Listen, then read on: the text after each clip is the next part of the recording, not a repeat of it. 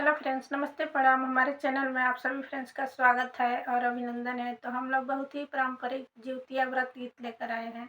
अगर अच्छा लगेगा तो लाइक शेयर सब्सक्राइब जरूर कीजिएगा और कमेंट बॉक्स में ज़रूर बताइएगा कि प्यारा सा जिउतिया व्रत गीत आप लोगों को कैसा लगा। तो चलिए सुनाते हैं।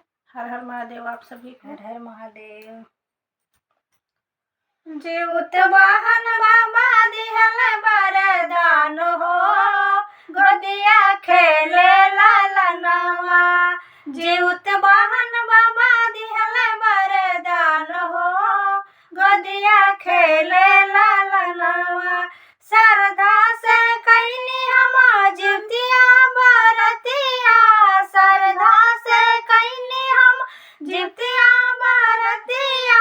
हाथ जोड़ी बाबा से कैनी हम पूजनिया, हाथ जोड़ी बाबा के कैनी हम पूजनिया।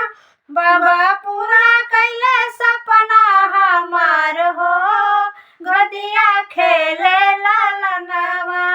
बाबा पूरा कैले सपना हमार हो, गोदिया खेले लालनवा।